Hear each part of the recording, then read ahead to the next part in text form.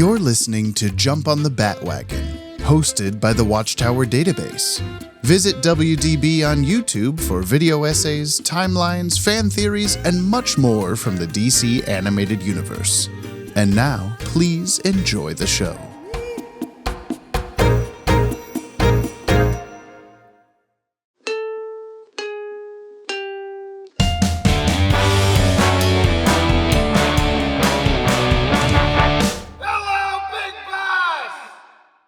You went skiing? Yeah. You want proof? I'm not going to take that as an answer.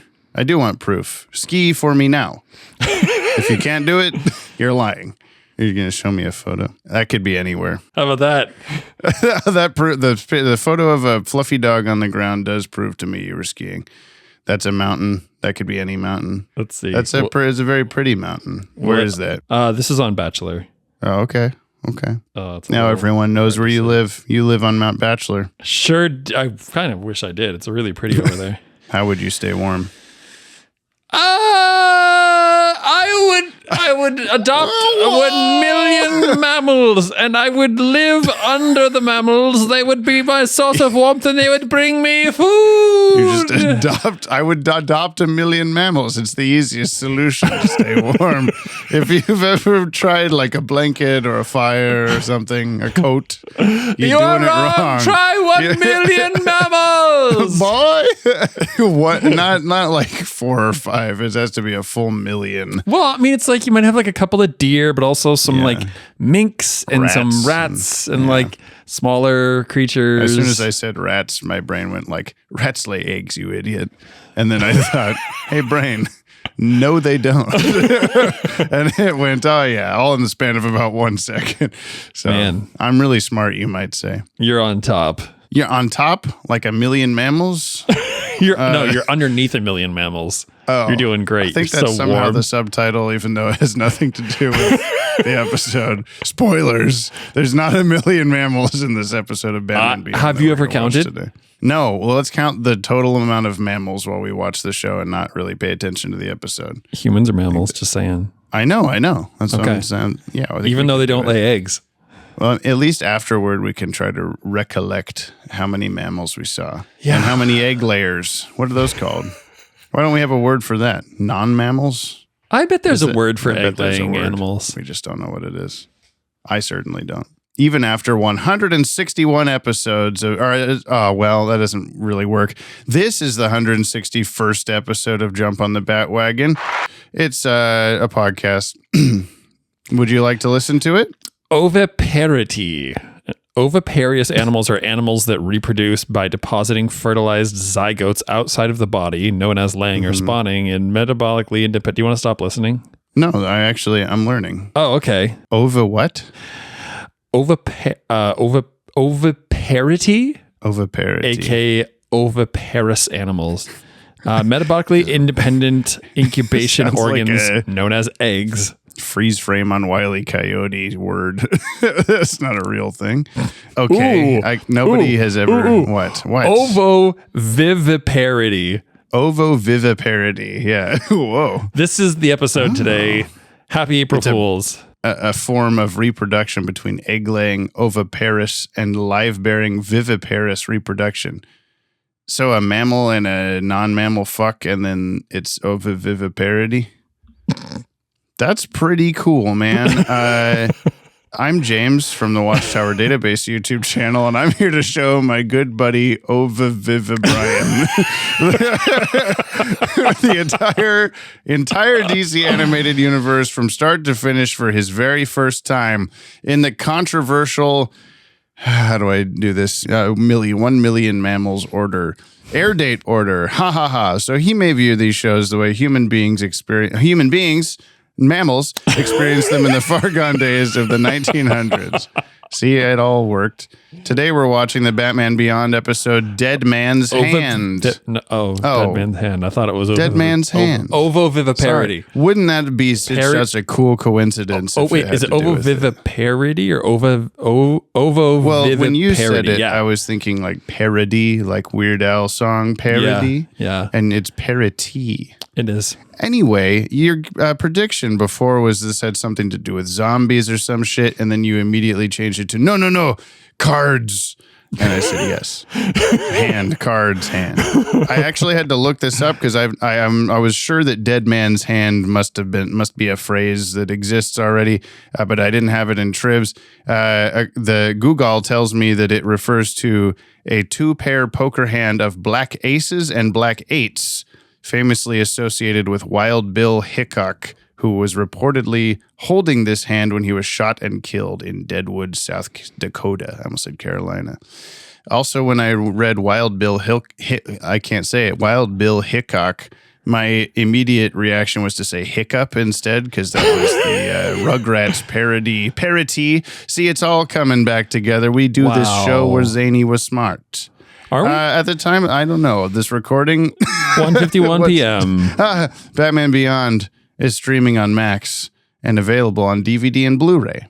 And I'm those Brian. Interesting things. Oh, and if you'd like to follow along, you can head over to bit.ly/watch DCAU. The link is in the show notes. This first aired Saturday, March 20th, 1999 at 9:30 a.m. on Kids WB. Kids are mammals, right? No, Kids are animals. Whoa, crazy. This was 1 week after our last episode, Shriek. This aired number 8 and produced number 6. The writer is Stan Berkowitz. The director is Dan Reba. The music is Shirley Walker. She hasn't been on the show and won't be. Animation is by Coco/Dong Yang. I don't know what sound to do for that one. It's fine. It's been good. It's been good for Batman Beyond. They've been kicking good for Batman Beyond.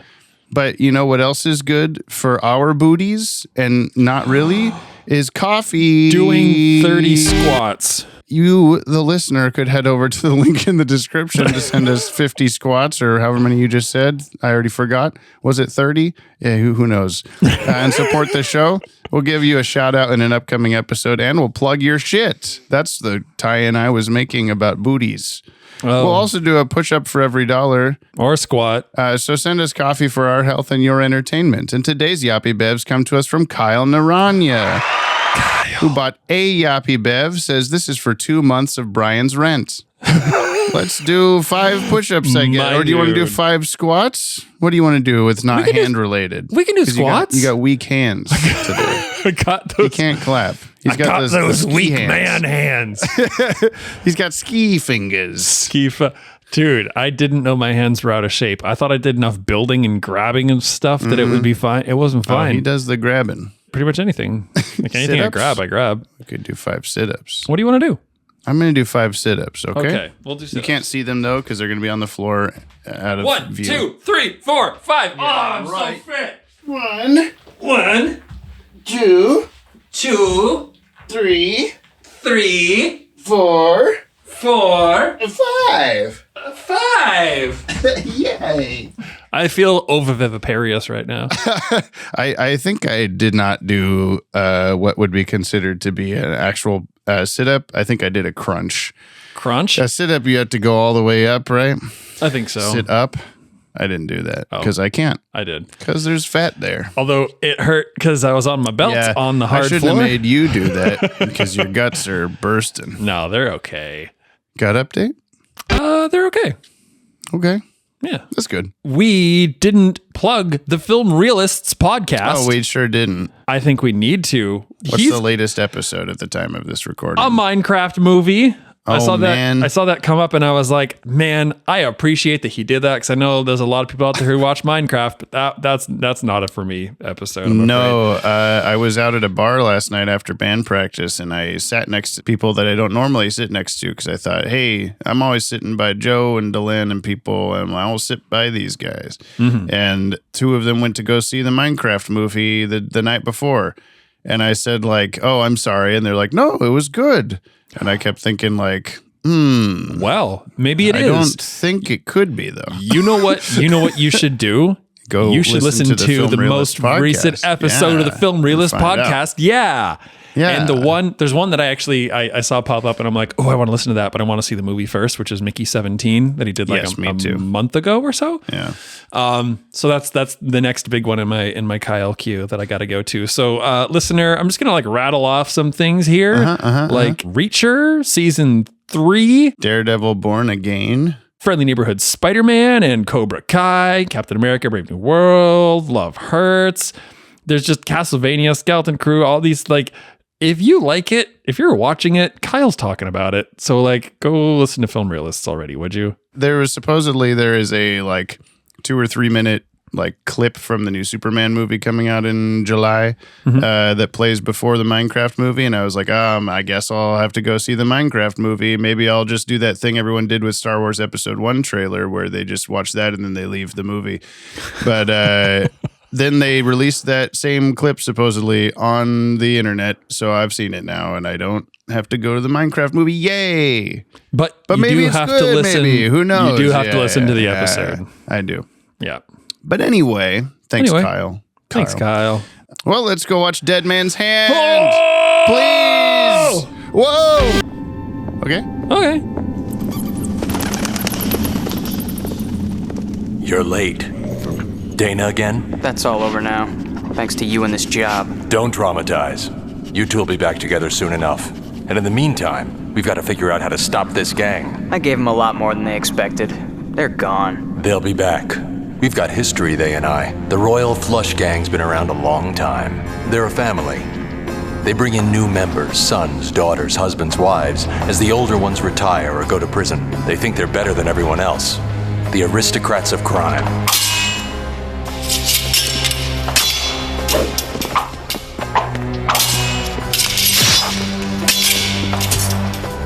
You're acting like children.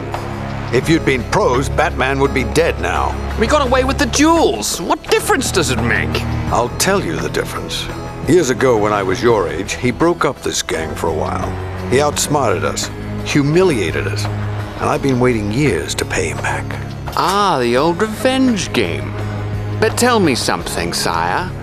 How's that gonna make us any richer? All right, we've got to start planning the next one. Where's 10? Right here.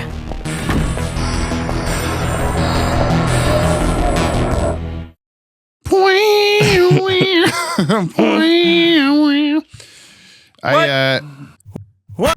I try to do it as fast as I can. What?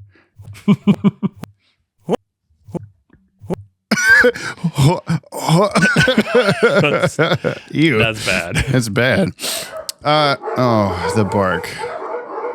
It's just so bark. No. Leave it on. Let me hear it. Yes. That's what I like. Why don't we wait to do the podcast until your dogs go to school and then they're not here? While Brian's situating dogs, I'm going to crack open a nice can of V8 Diet Energy. Go the fuck to hell. Are you ready? I guess. Yeah, 3, I've been 2, ready. 1. Oh, no, we did that. Did that a while ago. Yeah. How are you? Hi. This is the Ova Viviparity Show. Yeah. And we're Brian and James in that I order had for eggs speaking. at lunch. Whoa, did you? I didn't see. I also saw an apple. That was after lunch snack. Oh.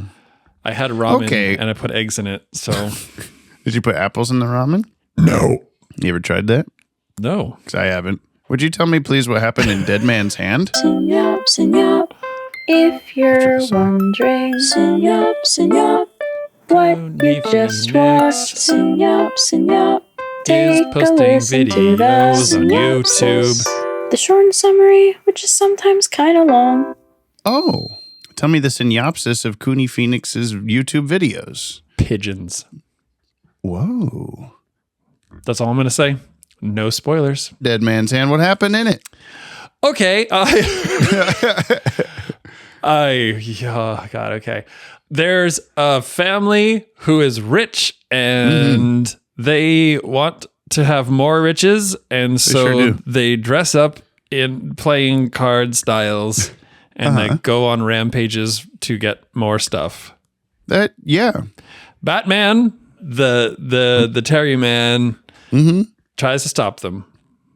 No, just tries. Well, he stops them. He stops them. Yeah, That's good. Also, did the Yeah. lipstick? Did Terry find out it was Melanie? Yeah. I think her the dog 1-800 number led him to the Royal Flush Gang's house, and then he went, no way. But she didn't find out that the boy toy was Batman. She just went to jail. She went to jail. She went to jail, and then boy toy Terry man was standing near the jail car and went, oh, sad face. And then she said, oh man, he knows. And he said, I'm gonna date a convict. And he said, Bruce Wayne, have you ever dated a convict? And he smiles a big smile because he's like, yes, several. Let me tell you about Ra's al Ghul's daughter and 5 other people at least, probably, that I can't think I of have right now. almost certainly dated every single fugitive in the city. Every single female in the city.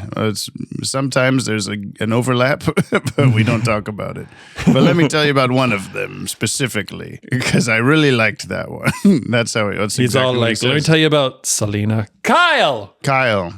I'll tell you the official synopsis. Kyle. The Royal Flush Gang returns to Gotham, complicating Terry's life when Dana dumps him and he falls in love with the king's daughter, 10. Her name is Melissa. No. Or Melanie? Melanie. Yeah. Melanie. Yeah. Her name is Melissa Joan Hart. It's because Hart. Cards. Melissa Joan Hart, full conspiracy theorist. Yeah, we don't talk about that. We talk about Melissa Joan Spades, Melissa Joan Clubs, like the Juice Club, juice bar, drink full of juice. Yeah. Hopped up on juice. They were Juice bar. They were just having the best old time. What did you think of the Royal Flush Gang, a group of characters we've never seen or heard of before? And Batman, Bruce Wayne goes, yep, I've fought them. You don't know about it, but audience, but it happened at some point. I just kind of accepted that for what it was. You know, we had a good 40-year period or whatever, or 30 years maybe of not knowing what Brucey Boy's been up to. That's true. But why not? But Old Man King Man says, I was your age when Batman beat me up, and Jack guy looks like he's probably, 20, 30 tops something. Mm-hmm. So just a thing. Do you not buy it? No, I'm fine with it. It was between that and the scene with the Journey guitar that comes in when they reunite at 1 a.m. or whatever under the big cock. That was cute. It was cute, but I was worried that between those two things you'd be like, fuck this episode, because I never really quite know how you'll react to these things. You're right. That's why you got to listen to the podcast. I sure do. Yeah, I do have to do that. I'm glad though, because I mean, it was weird. I've seen this a million times, but even at the end of the episode, I was sort of getting mildly misty-eyed when she's like, I hope maybe you'll just let me go. And he's like, obviously really disappointed in all this stuff, and then sees her getting arrested. Mm-hmm. And I was just sitting there like, I'm not trying to be sad about this, but this is pretty sad. Yeah. And it also really helped me that I've always had this episode in my head as I'm mad about it because when I first saw it at 11 years old or whatever, I'm like, he cheated on his girlfriend in this episode and that's not cool or whatever. Oh no, but they're broke up. Yeah, they're like Ross and Rachel on a break in this episode, and she's like, fuck you, go away, you never have time for me. And I'm like, okay, even though it is 5 minutes later that he starts making out with 10, but it's whatever. Oh, come on, you say that like we haven't all experienced that. You break up with your girlfriend, walk outside and immediately start making out with a stranger. I mean, it's just it's just another Wednesday. It's just how life goes. Yeah, it's how life goes. I mean, but in that vein, though, I actually I was thinking when I'm exposed to this episode the first few times, I hadn't had a girlfriend before. I don't know what any of these things that are, I don't have experience with these sorts of dealios. You're not a man of the world. I'm not a traveled man. But now it's like watching it going okay, yeah, I can I've felt these feels before, and I know, I've been a teenager now. I can relate to this sort of and that kind of thing. Well, what about obviously not the Batman part as now being an older man of the world? What do you think about the girl who's just like doesn't really vibe with her family's rules, and she just wants to go to a thing, and they're like, nope, you got to stick here and have the money. Don't worry about love, because that's not important. How do you feel about that? I want her to run the hell away. Yeah. That's why when Batman's like, just go, please, or whatever, you're like, yeah, just go, leave. Yeah. Because, I mean, like you pointed out, the least twisty twist ever where, 10 is here. It's the girl from the juice bar? What? But still, like, even though you know that's what's going to be, it's like, it's still very, oh, no, she's wrapped up in the thing she doesn't like and whatever. And yeah. I'm glad that there's at least that humanity to the episode and not just it's playing card guys. Yeah, punch them punch them hard, punch them good. Did they this might be like 1% spoiler, it doesn't matter. Did they in this episode ever show that big faceless ace guy is a robot? Because he's a robot. Okay. Oh. That's not going to be pertinent to the plot of anything in the future. I was just very confused. I expected, Batman's going to like slash him across the chest and see wires, or he's going to like punch a limb off and there'll be sparks or something like that. But it never happened. And then he kicked him down a laundry chute and threw a bomb after him. And I'm like, holy shit. Like, you were looking at that, like, what is happening? Like, yeah, I guess they never showed that he's not just a guy. Well, at the moment, I was like, oh, well, I guess that's that's some good writing to like work around, because my thought was like, oh, he's going down a laundry chute and now he's going to land in a big pile of laundry and be perfectly fine. Yeah. And nope, bomb. Yeah. Well, and also, way to like, circumvent if that. they wanted Batman killed a guy, but we didn't see it, so it was okay. It was in a chute. Yeah. But I mean, he lifted some really heavy thing earlier too and was just very easily dispatching Batman. And I was like, okay, at some point, I'm pretty sure that happens in some later episode where you get to see that he's a robot, but it's like, why didn't they do that this time? You just get to walk away going, wow, Batman tried to kill that guy. I don't know. I don't recall like the whole robot thing.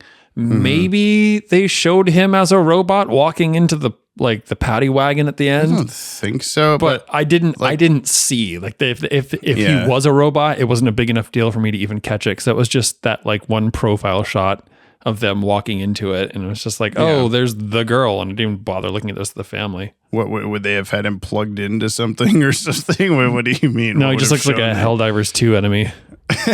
Okay, he just they just take his skin off when they take the masks off. Yeah, they take the mask to take off his skin. They're like, okay, you're T2 now. Get on the ship. There's not a guy in here. Yeah.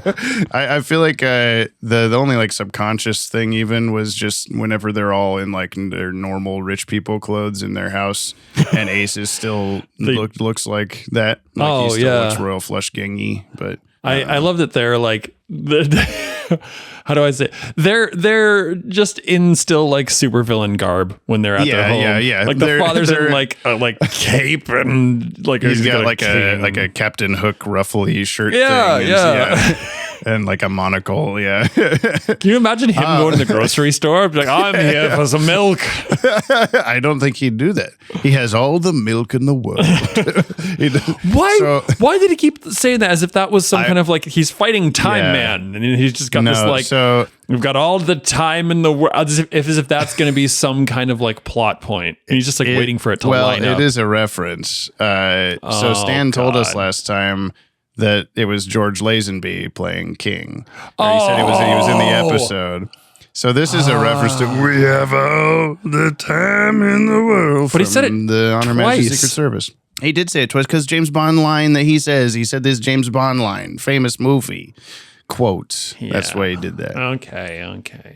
I did actually forget that he said it a second time though, because every time that I've referenced that in the video, we did a whole James Bond references in the DCAU video a few years ago, and some various shorts I've used it in, where I'm like, it really sucks that when he says that line, all you see are his legs while 10 is like doop-da-doo on the wires. we have all the time in the world. And I'm like, oh, what do I show for this? So I've always edited around it to try to like match it with some other shot of him talking or something. And then I'm like, fuck, he says it a second time when you see his face. Like, God damn it. I don't remember that. I didn't have to do all that shit. Boo, Jamie, you now suck. I'll remember. I know. I could tell you the rest of the cast of the episode. You should tell me the rest of the I'm interested in hearing what all the time in the world Dude Man's voice actor, who it was. George Lazenby that I told you about. Oh, you said it was George. I thought you were. Yeah. Oh my God! I thought you were saying, Jamie, we're rusty. What's wrong? It's been like over a month. What did you think I was saying to you? I thought you were saying that it was from the Lazenby. Holy shit! On Her Majesty's Secret Service. Yes, I thought you were just saying that, like, oh, it came from that George Lazenby James Bond video. Yeah. I like my brain somehow blocked you saying that it was George Lazenby playing him. Yes. Got it now. Yes. I'm on top of the world. This is fine. Do you want me to keep all this in? You want me to edit you looking smarter? Oh, no, you can keep it. I'm an idiot, man. This is fine. All right, cool. We have Will Friedle as Terry McGinnis / Batman. We have Kevin Conroy So why as Bruce were they Wayne. talking about Kevin Conroy? Like, was there some kind of Kevin Conroy quote? I'm trying to do a joke. Oh, yeah. When Bruce Wayne says "I'm Batman" in this episode, he says it twice. Where he says "I'm Batman." Yeah, it's just a funny little reference he does. We have Olivia Dabo as 10. Olivia Newton-John? Lowercase d apostrophe uppercase a b o. I've always read it in my brain as Diabo, but then I don't remember what I was looking up recently. She voices some other character later, spoilers, and I'm like, oh, it's Dabo in an interview with her. It just seems like so. It's cool that that's your name, Olivia Dabo. That's fine. I like it. I just didn't expect that that's what it was. I thought it'd be more cool sounding. I don't. Is it Dabo? Is it Dabo? I think it's Dabo because there's an emphasis on the big letter. Anyway, she played Princess Jenna in Conan the Destroyer, her first acting credit. She was Karen Arnold in 193 episodes of The Wonder Years, main character. I never watched that. She played Tack in Invader Zim, which was like goth girl. Yes! He's like his enemy. Yeah. And she was Jane in the Tarzan and Jane Disney animated movie, although it was Minnie Driver in the actual like first Tarzan movie. So she's just doing like an impression or something. She's English herself, so she does. But normally the characters she plays in cartoons, for some reason, don't have her accent.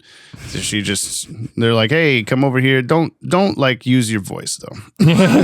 Don't talk like you. Well, I mean, they did the same thing with our next guy, George Lazenby, as King James Bond in On Her Majesty's Secret Service. He also played Jor-El in the Superboy TV series that Stan Berkowitz wrote for. Wow. We talked about a little bit. On Her Majesty's Secret Service was his first ever acting credit, I found out. No shit. So that kind of explains a little bit about why we didn't like the movie.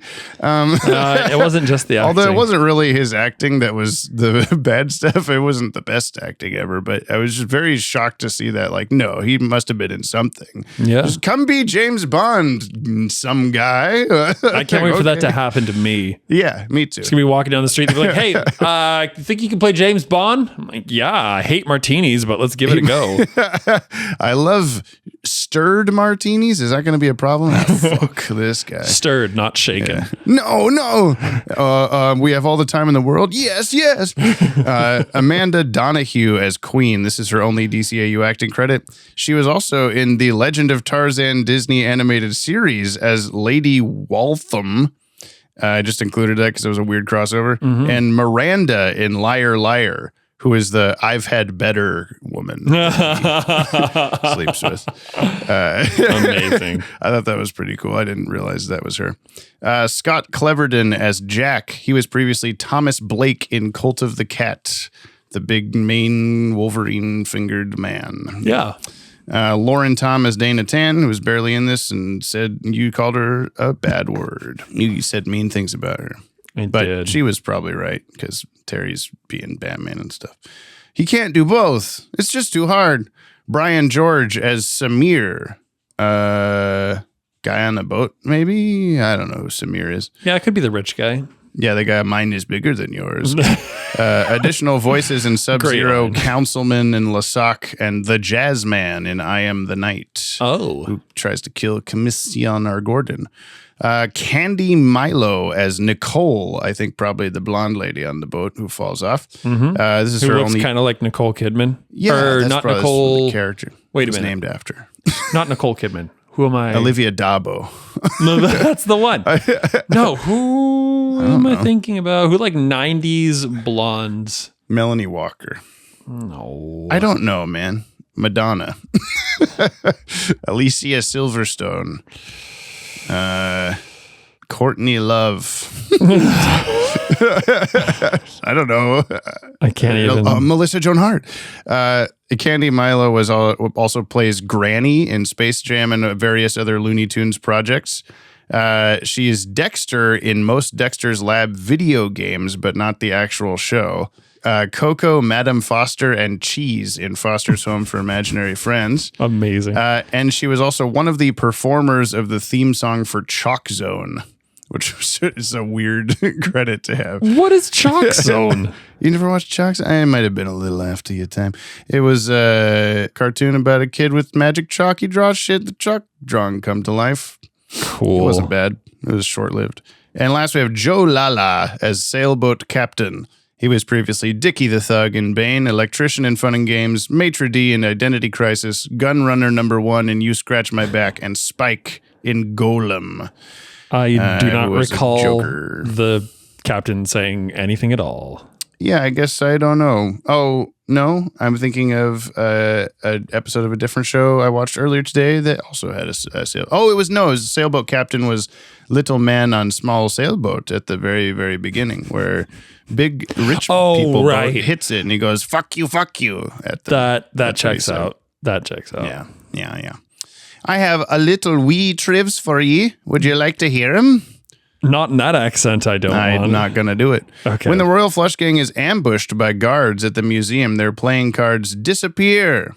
What? They parked them in the building and then they're not in any other shot after that. Wow. Although, like I said to you as the episode was happening, I do like how they have to enter very theatrically like an album cover. Let's hold hands. You sit like a cool guy and just drop down. And 10, you swirl around us in circles. It'll be so neat. Nobody will see it. So keen. When Batman subdues Queen in the bedroom, he lays her unconscious body on the bed. But later when he fights Ace in the same bedroom, Queen is not there. Didn't catch that. I didn't either. I don't think I was getting a full mental layout of the house, so it didn't matter. Yeah.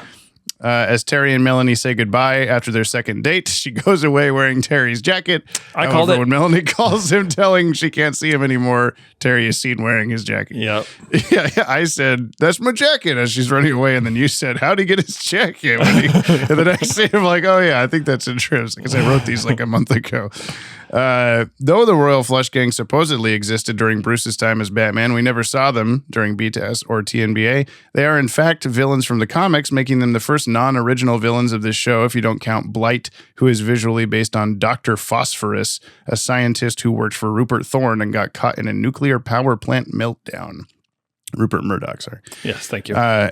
In the comics, the Royal Flush Gang was first assembled by 60s Justice League antagonist Amos Fortune and used luck-altering weaponry to bring fortune tellings to life. Various gangs have appeared over time through the comics, cartoons, movies, and so on, usually under a new card suit. So you see them every time, like, oh, it's the Hearts gang and the Spades one and the Clubs one. And I like just, you don't need that. You just need one. Let's unite over playing I like cards. that just fine, but I don't want to have it. Luck altering weaponry sounds pretty dumb. Why It was was the 60s, man. Everyone was on the juice bar. Juice bar? Whoa!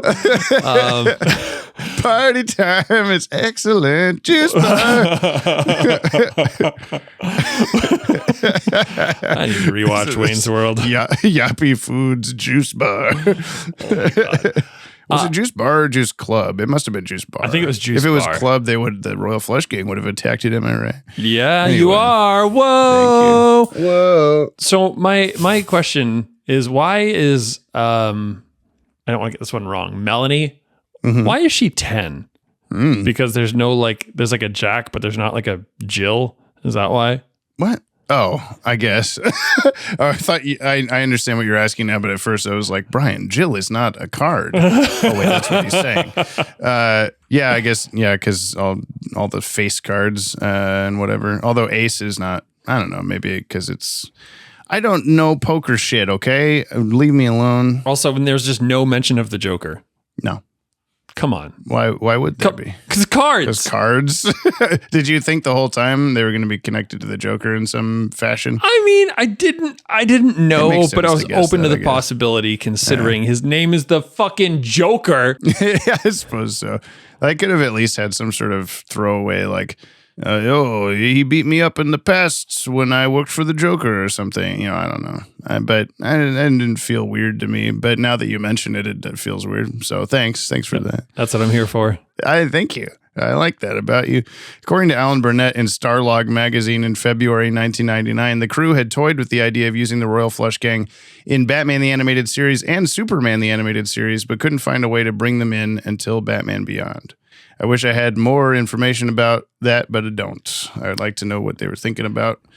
But, you know, I guess it's nice because the flying playing card thing is usually their thing regardless of what era you see them in comics and movies and stuff. So it's like, at least in Batman Beyond, you can just go, whatever, future stuff, the flying playing cards. Whereas when it's just like modern day Batman, it's like, what the fuck is this? How does this work? You know what's weird to me?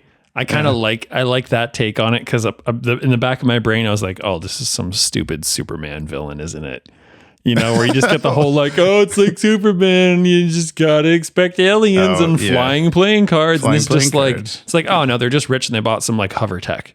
Yeah, I'm like, that's like totally excusable. You have to assume it, you know, whatever technology it works on is just something that exists then. But my least favorite bit of that is Batman shooting like grappling hook through the bottom and it kind of like tugs on it, but then it just keeps going like, extra weight that should probably throw this completely off balance and not work at all. Just keep flying. But, I think it does kind of mess it up because that's right before they crash. I guess so. Yeah. He hits like a chimney or something. Yeah. Future chimney. Sorry. Future chimney. We talked about the all the time in the world thing. In another connection to James Bond, Olivia Dabo's cousin, Miriam Dabo, played Bond girl Cara Milovy in The Living Daylights. What is that? It's a James Bond movie, Living Daylights. The Living Daylights. I've never even heard of this. Well, you're like James Bond guy. I know. Look Isn't at it. that The weird? cover has like sexy girl on it, wouldn't you know? Why does it have like, look at the, what do you call that? One moment, please. The like title. Look at the title of that and tell me that's not exactly the font of like an Old West movie. Oh yeah, it's got kind of like a saloon look to it. Yeah. Are you looking at the one where it's like girl in sheen white dress with holding gun? I am now. Yeah, you are now. I think that might be the lady I just said. So, Wow. You know. Anyway, last I've got George Lazenby, the voice of King. You mean was originally Miriam I'm sorry, is that Miriam or Maryam? Maryam? Yeah, I think it's Miriam. I'm gonna go for Maryam. Maryam. Maryam. Final answer. Yeah. From Jupiter. George Lazenby, the voice of King, originally caricatured for the character Kurt in Where There's Smoke. It was the guy that was Eye Patch Man that's in charge of Volcana. He was supposed to look like George Lazenby. George Lazenby was then hired by Dan Reba for this Batman Beyond episode, and this is from our interview with him from a few years ago. He said, years later, I bumped into him at the mall while we were working on Batman Beyond. I asked him if he had done voice work. He said he'd be open to it. I ran back up and told Bruce, and Bruce is like, yes! Gets Andrea Romano, who's the voice director, on the phone, and that's how the King was cast. I'm like, oh, I did that. Good job, Dan. You get a round of applause. Good job. For hiring James Bond to say the James Bond line in Batman Beyond. Okay, let's talk about keen effects in this episode. Keen Yeah. Okay. I've got two that come to mind. First is when Terry's dialing 1-800-Melanie, and there's the reflection of his face in a very cool Blade Runner-y way in the telephone thing. Dialing 1-800-Melanie. Oh my God. No way. My favorite part is by far not that it's a keen effect, but it's the fact that she calls from her 1-800 number. That's insane. Well, I like how it's like, oh, it's a cartoon or a fictional like phone number. It's got to have a 555.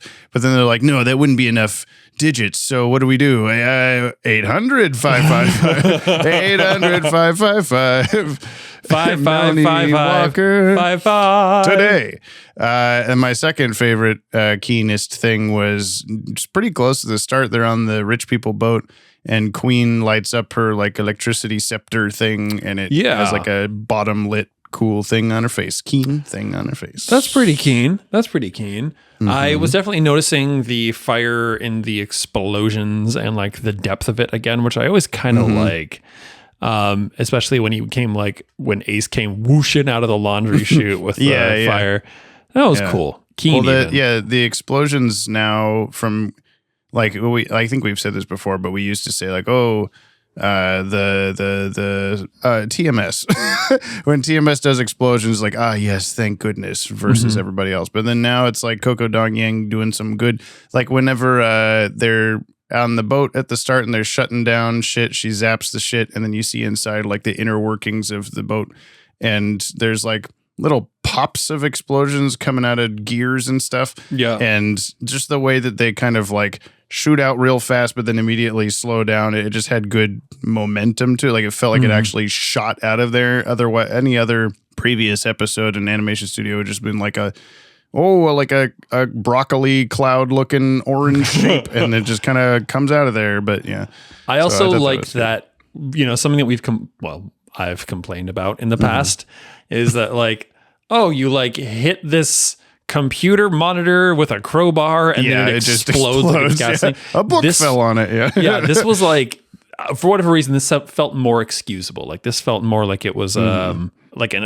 electric kind of expulsion and not a gasoline explosion. I've been watching through, I sent you a Snapchat of it earlier, the Batman cartoon, which is not a DCAU show.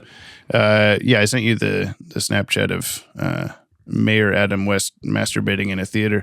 Anyway, and nobody will understand what that means. Episode 9, I think, it's called Q&A.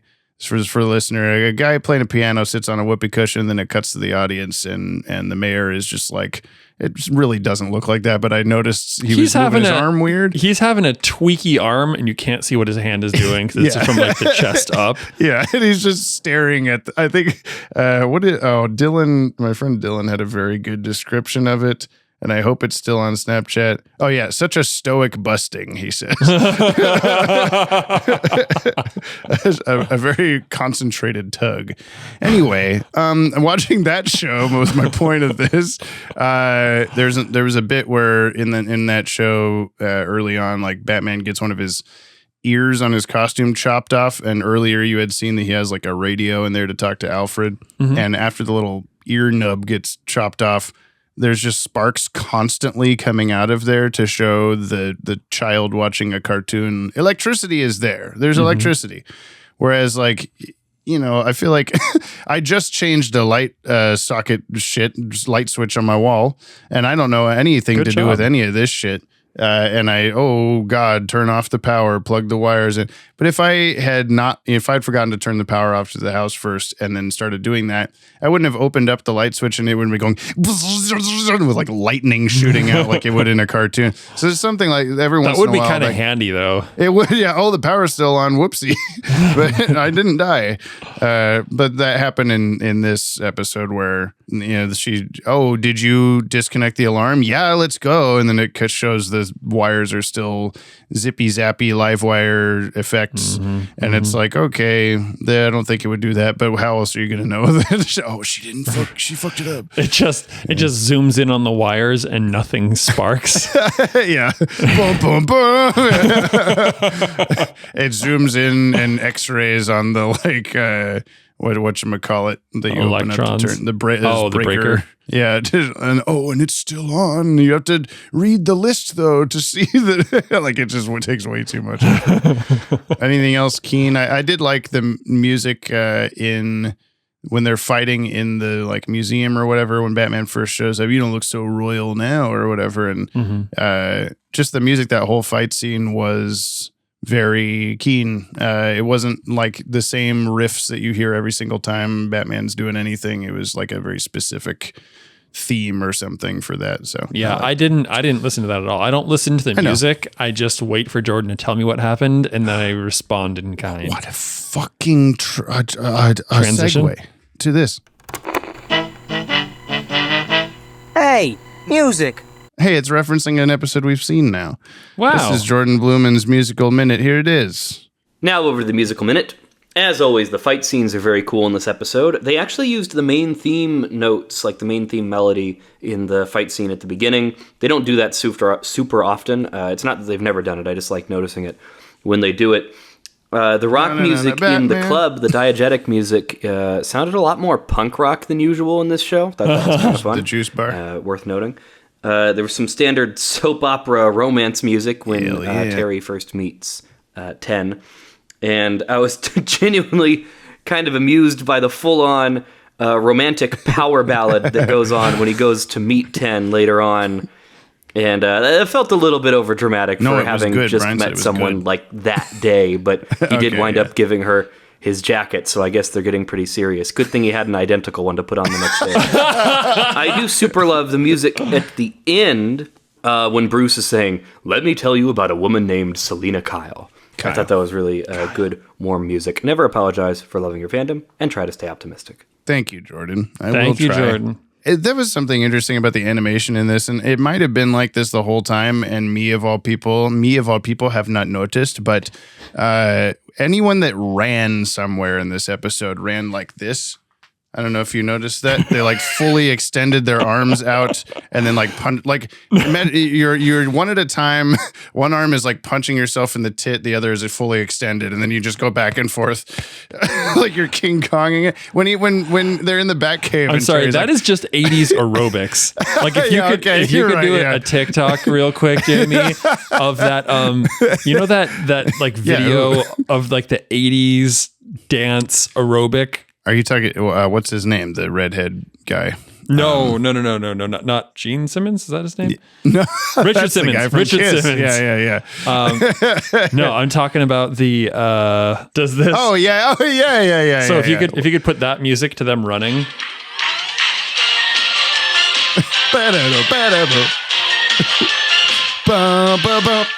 Yeah. So yeah, actually, okay. I'll try to do that. I've been meaning to edit a bunch of new TikToks during this time I'm taking here to write videos and stuff. So maybe I could do that. Yeah, that'd be good. But yeah, when Terry runs away from Bruce in the Batcave, I'm never gonna be like you. And then when Melanie's running up to him in the rain, same thing. That was, oh my god. I should do that where it's okay, this is gonna be way too much fucking work, but it'll be worth it. Where instead of the music and stuff that exists, I completely redo the Foley so that I don't have the music anymore. Rain falling, Terry's just sighing and walking around steps and puddles, and then the distance you hear this, and then it cuts to her running into, and they embrace, and it's great. Oh my god! Please do that. Please. Well, where's Clayface in this episode? Is he the robot ace guy? That's too easy. He's the jewelry box. They open up and there's an explodey card. Yeah. And then he kills Clayface. Okay, wait, what is this whole there? I know this. Yeah. Yes. Having a hard time today, Jamie. It's okay. The whole plastic gold. They like steal a bunch of blank ass credit cards. Like what? What is that about? They're not blank. They didn't draw the extra teeth on them or whatever, you know. The extra bricks. Teeth. If Joe was here, he'd be like, "Oh, is it just the impression of a credit card?" It was just the impression of a credit card. Well, we're on Batman's usefulness. What did Batman do? Did he get a 10 or only a 2? I really gotta know, tell me now. What is Batman's usefulness? Now. Still just so good. Such a good song. God damn. I gotta live up to the hype of this song. I know. The Batman's Legacy usefulness? Jamie team I don't up. know. He stopped the bad guys without Bruce Wayne's help. I'm gonna give him a 9. Oh. Oh. That was weird. That was weird. What? Oh. But no, I'm gonna give him a 7.5 because he had some help. He did some stuff. He didn't do all the stuff. Yeah. But 7.5. He got broken up with by Dana. Ooh. So. Yeah. 7.5 breakups out of 10. All right. That's not an object, but whatever. That's fine. Whatever. We've been ethereal with it before. I'll give him a 7.2. Gas Walkman out of 10. The Queen picks up, what is this Walkman? And I'm asleep immediately. That's pretty. I need one of those, by the way. Yeah. But why? Wait, why? So I can explain further. So I can knock out the Queen. What do you? Oh, what? yes. Okay. Don't make it weird. Okay. It's time for Thoughts of the Week with Dylan Pollock. Coming up next, it's another guest appearance from our favorite visiting superhero. Dylan, you son of a bitch. Also, very good. Thank you, me, for saying that. I'm sure I mentioned it, but did I tell you that on my birthday, I think I watched Commando? No. Dude, it's the guy was never a good actor, but it was perfect. Just like that, Dylan, you son of a bitch. It's not like is it's that where not all the good. like army jeeps are pulling up to the fancy house and he's just bazookaing everybody and all that? Yeah. It's where the Commando from Helldivers comes from, that 4-shot rocket launcher. Yeah, okay. Yeah. That makes sense. It does. Anyway, here's Dylan's shit. Here's Dylan's podcast. Here's Dylan's Pollock. I'm betting this will be a good podcast episode for a pair of good hosts. Thanks, man. Get out of here, Dylan. It's time for those week Dylan Pollock on Dead Man's Hand, or I guess with these new villains, it's a full house. Terry's hoping to go straight, while Bruce is hoping to get flushed. Jesus. Insert another card playing pun here. I won't. Also, this is very much the we were on a break episode of Batman, where Dana and he are sort of not together, so it's fine that he's with Melanie, even though it's not really. Animation-wise, can we talk about how weirdly Melanie poses on the street pole when she meets Terry? It's very much meant to look pin-up-y, I guess, but it looks a bit weird. Also, I've spoken about the music before, but oh my god, the guitar riff for the meetup, it's so cheesy. I think I got heart disease. It's I don't know, very soap opera. What did I do then? Anyway, I do love at the end, this kind of thing ever happened to you, and I did just want Bruce to be like, let me tell you about Selena, Andrea, Talia. Also, I bet there's more. The plant lady that I married. Anyway, now it's time for the question. James' favorite part. What's your favorite card game? Poker? Cards Against Humanity? Uno? Okay, I love you. Bye-bye. I don't know. I every time that I go visit Jessica's family, I feel like they teach me a new card game. They're like, "Oh, we're gonna play Pick Up a Rat's Dick," and we're like, "Oh, I don't know that one." You don't know and then Pick I'm Up a like, Rat's "Okay, Dick? no, I don't." Hold on, 'Cause I know quick. it's a very famous card game. Quick aside, do you know how to play Pick Up a Rat Stick? No. Oh no! See, she doesn't. I guess know you're in either. good company. Yeah, thank you. Yeah, no, I mean, so I'm like, okay, and then by the time I learn it, oh, that was pretty fun, and then I forget it immediately. Let's learn a new one. Yeah. Oh, we all know these card games. I've never played poker. I don't think. If I have, I don't remember it, and I'm not good at it. So that's my answer. How would you What know about you're not good at it if you've never played it? You know.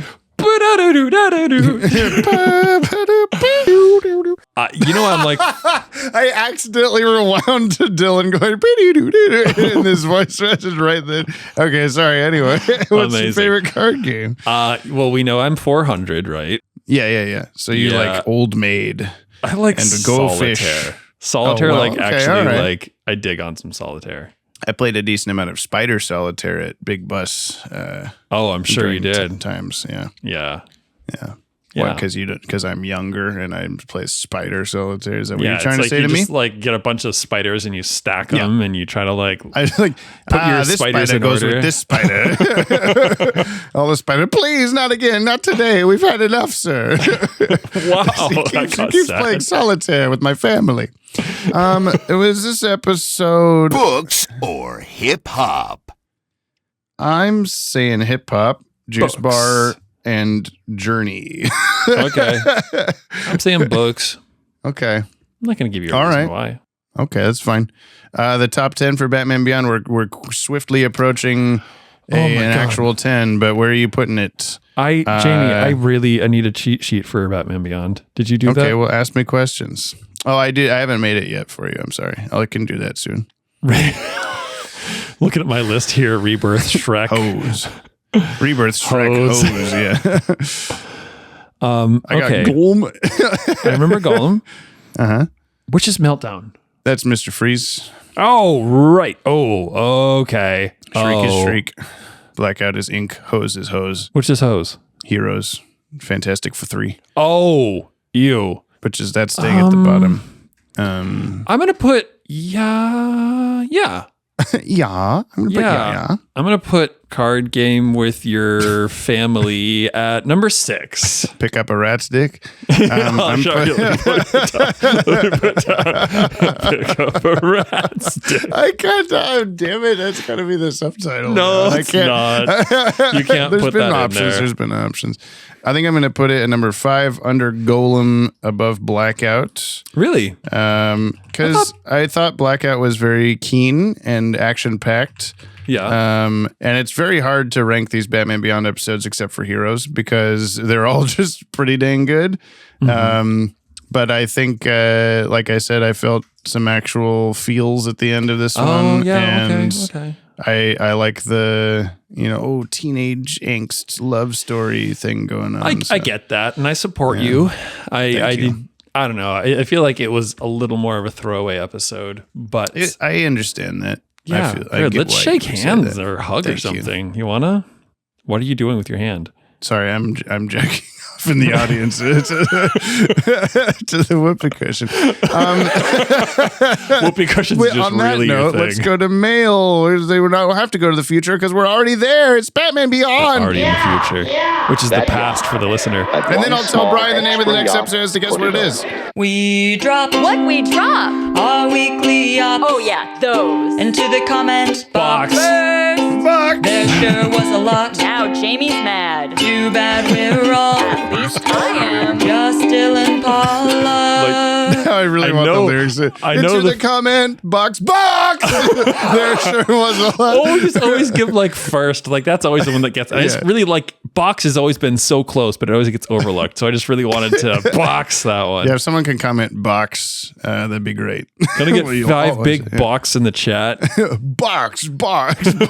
Yeah, but you just turn into a box every time. That'd be cool. I don't know. It's a neat superpower. If you want to reach out to us like the fire hand at the end of World's Finest Part 3, you can send a short-ass email or a 60-second voice message to batwagonpod@gmail.com or leave a comment on today's episode on the Pod Tower YouTube channel or Spotify. But please do not spoil anything past this episode for Brian, except telling him that Ace is a robot, because I get to tell him that. Isn't it funny, listener, that Jamie freaks out when you guys give any kind of little spoiler, Yeah, but but he's this one's fine. This character, I get to he's decide. a robot. Yeah, that's you're drunk with power and brown liquor. I'm taking over. Yeah. This is from Lanola Cola, Tug on the Super Cape, Lazenby's Revenge / Teenage Romance Ahoy. Another banger with Dead Man's Hand, aka Lazenby's Revenge, or Once You Go Goth, You Can Never Get Off. Or wait. What? The relationship drama between Terry / Dana / Melanie may carry which was the style of the time energy, but I still enjoyed it. A stronger episode than Fantastic 3, to be sure, but really the highlight of the episode is George Lazenby as King. Dylan and the listeners will probably spend the email and comment section glazing up the one-time bond, and we won't be sorry about it. I will be. No bullets from that Yacht Club guard's pistol. I'll get back to y'all faster than Terry and Melanie's date that went from midnight to sunset. Till we yap again, whenever again is. Thank you, Lanola Cola. Thanks, friend. This one is from Loch D. When Terry decides to cheat on his girlfriend with a girl with the blonde squid for hair, he might get more than he bargained for. There was, I think it was Kale in the Discord server. We were talking about what is Melanie's hair? Is it dreadlocks? Is it curls? What am I looking at? I think it's just curls. but they're just it's squid, it's blonde squid. Why not mammals? That's true. How many mammals were there? Dude, There I was didn't. probably- By the time we got to the boat, I was just like, there was so many people, and I didn't know if the card people were people. there. I think there. Okay, there was 5 card people. I'd say there's probably a dozen people on the boat. And There then was a think of all guy the people in the sailboat. juice bar, dude. You can't count that. Oh fuck! You can't count that. God, I can. I'm not going to right now. You can't count that. If someone can give us a accurate mammal count for this Don't episode, do it, listener. Make Jamie please, please do it. I don't want to. I'll give you the cheat sheet. It's the boat. It's the guy on the sailboat. It's the juice bar. It's the street. It's Terry and Melanie. It's the Royal Flush Gang. It's the guards in the place. It's it's Bruce Wayne. Yeah. It's the police at the end and the people watching. Also, Bruce Wayne's Great Dane, bro, mammal. Oh, did we see the dog? I think. Yes, we saw What's the the dog. dog's What is name? wrong with you? What's the dog's name? Blackout. Hose. The dog's name is Ace, Brian. It's the perfect. Oh, setup. what the Yeah. fuck? Why What isn't the Joker fuck? here?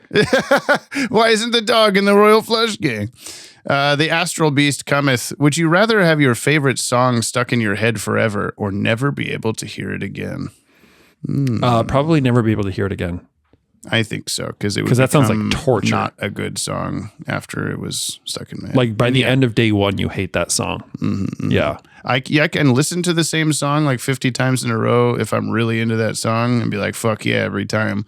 But if it was stuck in my head, it's usually the same like 4 bars over and over. And then I'm like, I hate this so much. Please stop.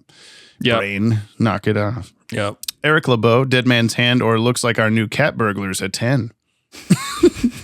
Let's be real. All of us note that conversation ended with, and then she nearly helped a cat cult sacrifice me. But she got cold feet, so I'd still smash. This is the first time we really see the toll that being Batman can have on a person who's not Bruce and actually wants to have a social life. There's some Spider-Man parallels there, especially with the introduction of Black Cat. I mean, 10. I kid. 10's very much her own character and actively doesn't want to do crimes, unlike her Marvel counterpart. She just wants a simple life, and it's a tragedy how this all turns out. But it makes for another pretty solid story in the Batman Beyond world. Man, if only I didn't draw the short straw when it comes to knowing supervillains. And that's all for now. Until next time, support the Patreon, which you really should do because I really want to find out if Teen Titans is canon to the Batman. Yeah. Like, seriously. I have to know. I have to know. Amazing. Oh yeah, and keep calling me up on 2. Yeah, I mean, maybe that's why I'm watching that show right now. I don't How close are we, Jamie? To 200? We're at like 187 right now, I think.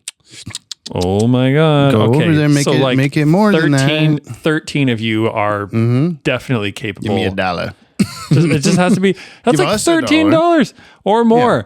People, you can bond together. Surely, I bet even 15 of the listeners right now can make that happen. It doesn't matter what the dollar amount is. It's just you're there. You're giving you're a person that did a thing. Yeah, anything. And 5,000 spaghetti. So you got you do have a dollar amount, right? Yeah, we're just talking about that. Yeah. $12 a year. Watchtower database. We're putting it all in there for the you. economy is about to explode anyway. Just That's true. put in. Don't even worry about it. Just do the thing. I think it was Jon Stewart on the Daily Show. He said it was a very good little joke that he said, and I'm gonna play it on the podcast. Our economy is in the midst of a beautiful metamorphosis, turning from a simple caterpillar into a dead caterpillar. The delivery was good too. I couldn't do it justice. I do like that. Kale, Dead Man's Hand. Kale! Hey, Jed Man Hand and Bread Man's Hand. This episode is not my favorite. And I want to like Melanie, which I really do, but just something about her feels lacking. She's basically just a press girl ennui and pants feels for Terry, which if half of your character's most interesting bits are because of a guy is not good character development. She just, doesn't really feel like a character on her own. Plus, she also has questionable hair choices in the year of our Lord 2025. I do also wish we had gotten the Royal Flush Gang in BTAS instead of just retconning them into Bruce's past. Like, obviously, there's redacted for spoilers. Thank you. But that doesn't count. And so, yeah, this is just a very meh episode for me in the long run. But we'll see you on the flip side. Bye. Bye. P.S. I just realized Melanie's I can't keep friends thing is total BS. Bitch, you have the internet. You can keep as many friends as you want. You're choosing not to. You have nobody to blame for this but yourself. Okay. Ooh, shots Not fired. if I delete the Facebook app from my phone like I did. High five. Yay! Pants feels. Or whatever. Pants feels return. I think she was enough of her own character. Like, I get there's that whole like fridging concept or whatever where you're like, oh, you gotta like screw over the girl, the damsel in distress or whatever to make the guy character like advance in his own story. But I didn't feel that too much with her. She, comes out of nowhere and just, I'm already having a bad time. Can you help me? And then when he tries to, it's too late because she's in over her head and stuff. So I don't know. Mm-hmm. Everyone gets their own perspectives. Everybody gets one. Kyle, Dead Man's Hand. Kyle. Am I supposed to stop buying coffee? No. Hey, Brian, James, Jamie, Jimmy, Jim. That's me. I lost this. I'm just going to move on. Dead Man's Hand is one of my favorite episodes of this first season, mostly because it continues the trend that something like Ink and Blight have done, which is it covers the archetypes of Batman villains, but still manages to develop something new and original. The Royal Flush Gang, while being from the comics, this is the first time we've seen them in the DCAU. And with 10, we get the equivalent of another aspect of Catwoman, with this being Terry's love interest for somebody who was on the wrong side of the law. This is the brilliance of what they've managed to do so far, which is take things we've been familiar with through all of the iterations of the modern DCAU, but still give it in a way that it still feels new and refreshing. And I love the idea of the card-based villains. It's such a comic book thing, and it works in the sci-fi realm. That's okay, fair. Yeah. I guess they, like I said, they're the first villains like from that's not just original to this show that we've had, and yet they do still fit in pretty well as just like weird future sci-fi guys, just like everybody else. Yeah. And I think that it also, I meant to mention this during Keen Effects or whatever, but the way that the character designs are for like very minimal, like of course, like Batman is the best example, is like red bat and belt and that's it. Everything else is just black. Yeah. And like these Unless guys he's have invisible. the most. Oh, that's true. Which he decides to not and then get punches in the face. God, why would you do anyway, moving on. I don't know. Story. But writing. But yeah, where their costumes are very much like the kind of graphic, like what you'd see on a playing card, not super detailed and very like minimal colors and stuff like that, but as a real person, quote unquote. And I thought that was keen. I feel like Ace is the exact opposite of Terry. He's like all white and a little bit of detail. And one little spade or whatever he's got. Yeah. Or club. No, spade. Anyway, last verse is Mark Aquino, Dead Man's Hand, or Batman v Burger King, Dawn of Teen Angst. And now we meet the Royal Flush Gang. They're a neat concept with a just as distinct aesthetic to them. Obviously, the most notable aspect of them is that the king is voiced by George Lazenby, who of course played James Bond in On Her Majesty's Secret Service, aka... He said that thing. He said the thing, aka the one that inspired DCAU Lex Luthor, or as we in this Yoppie community of ours call it, the one that Brian hates. Side note, apparently Majesty is Christopher Nolan's favorite Bond movie, which means I would pay so much money to see Brian debate Nolan on why he thinks it's bad. Anywho. It's not even a debate. It's a why the fuck, please enlighten me. Yeah, what am I missing? Yeah. Dude, because we tried. We tried. We really did. The end of the movie, I believe, had a like toboggan chase or some shit. What are those things called in the Olympics that you shoot down like a fucking bobsled? Yeah, there you go. I was trying to think of the John Candy movie that I still can't think of the name of. Blazing Saddles. Blazing Saddles. Hold on. We need... Let's pause. Jamaican bobsled team. Yes. Sorry, Dylan. Cool Runnings. Thank you. Jesus Christ. Look at that. See, our brains are getting more powerful by the day, Jamie. They had a Cool Runnings chase. Anyway, I dug this one. Wouldn't say it's as good as the previous episode written by Stan Berkowitz. That was Shriek. Truth. But the action is entertaining enough, and I actually do like the connection Terry has with Melanie. Boss, biggest bear hugs to the #1 podcast hosts in this here multiverse of ours, Juliet Prowse and Breath of the Wild. Praise to our Lord and Savior Dylan Pollock. Keep up the great work on your own podcast. Remember to tell Gab that she rules. Likewise to all of his loyal disciples, all the names of the Yoppie community of ours. Y'all the absolute best. Don't you ever forget that. Bizarro, Mark, and Scarface couldn't be here this week as they've decided to go on their second honeymoon. Oh, thank goodness. Thing is, they've left without choosing any destinations. I don't know why they do the things they do, but hey, if you have any suggestions on a good vacation spot, Brian, let me know. Mount Bachelor. It depends on what you do or what you want to do.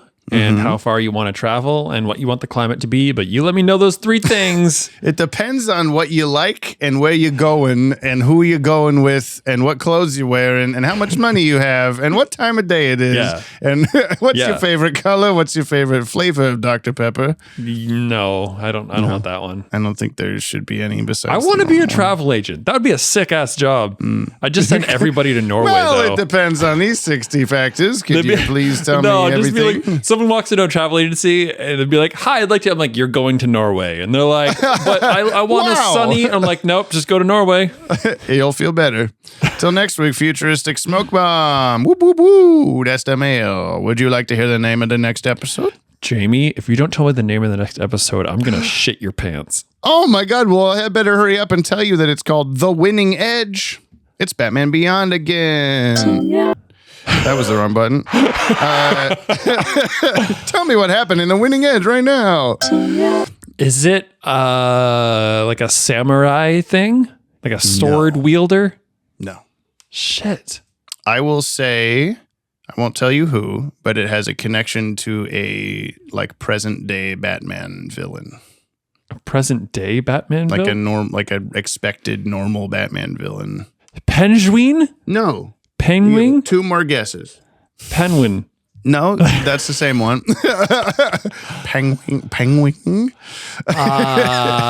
Who's a modern day, like in our world, like a Batman villain that's going on? You know what I'm saying. We've had Mr. Freeze already, like that kind of deal. It's a connection to a normal present day Batman villain, not a future Batman Beyond thing. I mean, it is, but it's both. It's a Edge. Two-Face? Mayor West in the theater. What? Two-Face? No. Damn. They had very few appearances. Red Claw. No. That was it. That's all your guesses you get. Shit. We'll see you next week. Oh. We'll see you next week for The Winning Edge. No, wait. What? Edge. Yeah. I don't get it. Like edging out the competition? You'll see. Yeah, that edging that in the theater to a whoopee cushion. That's what I said. Some joke I made, but you were right a second ago, basically. I wasn't listening. I was too busy thinking. Okay. That's the show, everybody. Here's a big thumb for you. Thumbs up. Please give us a follow, Brian, or subscribe wherever you may be listening to this. And please leave us a 5-star review on your podcatcher of choice. You'll damn well hear it read on the show. Thank you to everyone listed in the description for their musical themes and help in making this podcast as yoppy as it can be. Go check out their stuff. And thank you, of course, to you, Brian, the listener, for listening. Brian, the listener. Brian, that's everybody's name now. We're not Dylan Pollock anymore. You're just Brian. No, we're Dylan. We'll always be Dylan. That's not the thing. Yeah. Okay. Now, Jamie's box. Okay. Thanks for listening, listener. You am the best. You can listen to the podcast whenever you want because you have all the time in the world. Now go Patreon. Okay, please. Thank you. Okay.